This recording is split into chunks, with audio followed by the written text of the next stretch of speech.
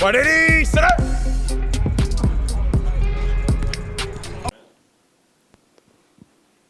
Shedeur, what are the biggest aspects, or at least some of the aspects of your game that you feel like you're going to need to raise to maybe compete at this level? I mean, you've obviously had a storied career at FCS, but it's a different level. I heard you the other day talking about it, and it seemed like, I think you said, you're pretty confident in your ability right now, but are there specific things that you're working on to try and maybe suit your game best for the next level?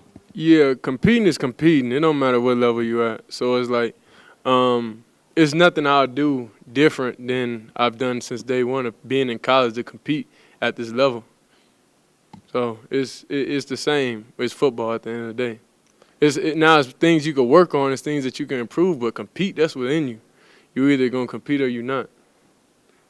Shedeur, Alex Ramirez, My Life Sports Radio, final word.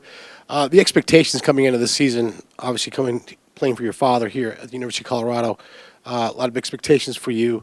How are you handling all that? Because there's a lot of pressure, right? I mean, expectations was first college game of my career.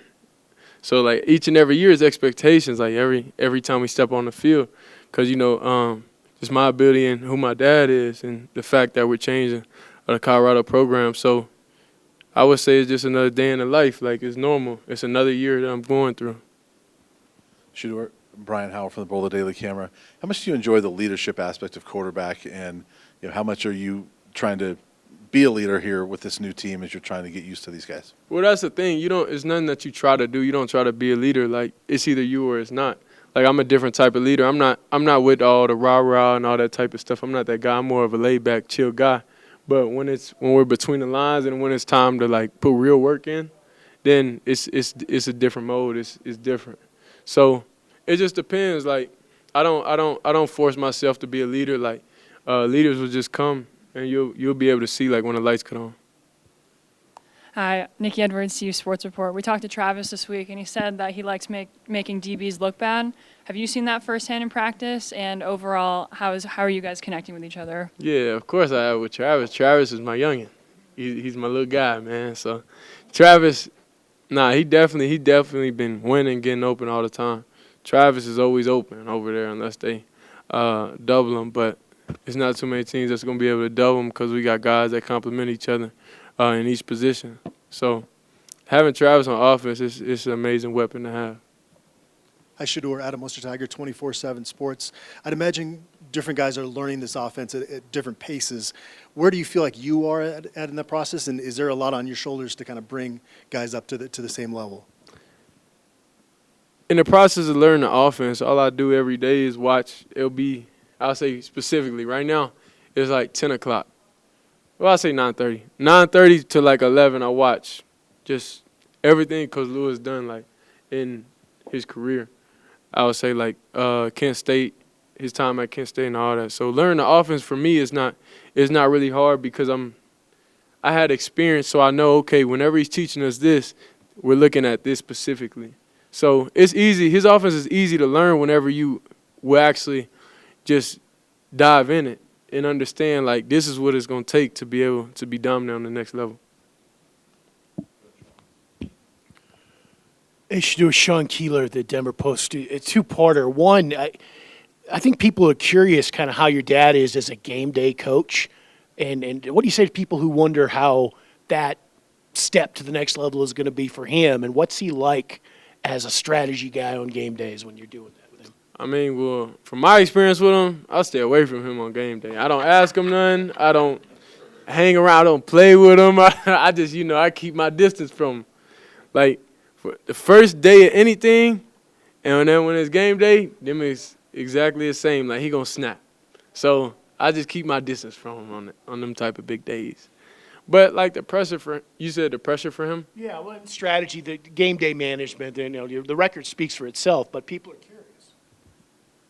I mean, I don't know what strategy he'll have. Like, he got coaches in the right position that will prepare us and get us ready for the game. So, for him, he's just making sure everything goes right. Like, that's it. In my eyes. Yeah. But I'm not around him, so, I don't know what it really takes. But to me, that's it. Second thing real quick, what do you think in this was mentioned to your dad about a scrimmage at the end of the spring. That coaches don't do that, but they probably be a lot of fun. You played another team instead of each other. Oh, scrimmage another team? No, that'd be cool. But like when we get between the lines, I ain't gonna lie, nobody on defense is on my team. So it'll be almost the same. But I mean, it'll be a little bit easier because we could see numbers. You know, we could see, okay, is this a D lineman? Is this a rush? Is this a D end? But that's the hardest thing right now, not seeing numbers. Hey, Shedeur. Tony Casolo, Buffalo's Wire. You mentioned some of those weapons that are complementing Travis right now. Could you give fans maybe a couple of names, people that are standing out on the offensive Of course, side of the ball? Jimmy Horn. You got Montana. We got Boschka. I just call it, like, we haven't got to the nicknames yet, though. I don't call a lot of people, like, by their full names. So, and then numbers. We ain't get numbers yet, so I can't even call by their numbers. So, we got Boschka, Caleb Mathis. It's a lot of guys. Like, I can only speak on, like, who I work with, honestly, in the room. So that's why I'm able to name those guys. And then you talked about food last time we were here. It was just a recommendation for you. Try Wild Pastures. It's really good. Wild Pastures? Yeah, it's burger place. I don't eat burgers, though. Hey, Shedeur, Ryan Koenigsberg from DNVR. You really excel on the mental side of the game. And from my eyes, it feels like that's an extra advantage in this offense. Do you see that as well?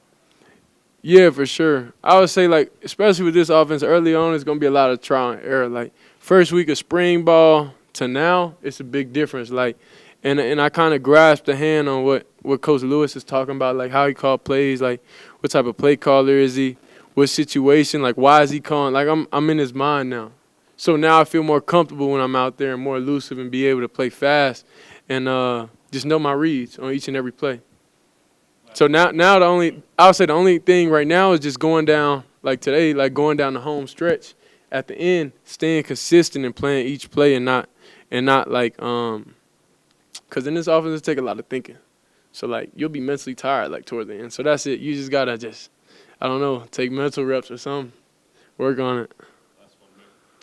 Hey, Shedeur, the practices that we've seen, the offense, the tempo is insanely quick. How much do you like playing at that pace, and what are some of the challenges with making sure everybody's on the same page as you guys go through that up-tempo offense? Well, the challenges is the first couple practices, and as time goes on, everybody holds each other accountable by busting routes. Like today, a receiver busted a route to kick him off the field. Like, he can't come back in with my group because that's much seriousness, and we know what it takes to be able to be dominant and be able to win games this season. And we don't got time for mental errors and stuff like that. So whenever anybody messes up, even me, you like get disciplined somehow, some way.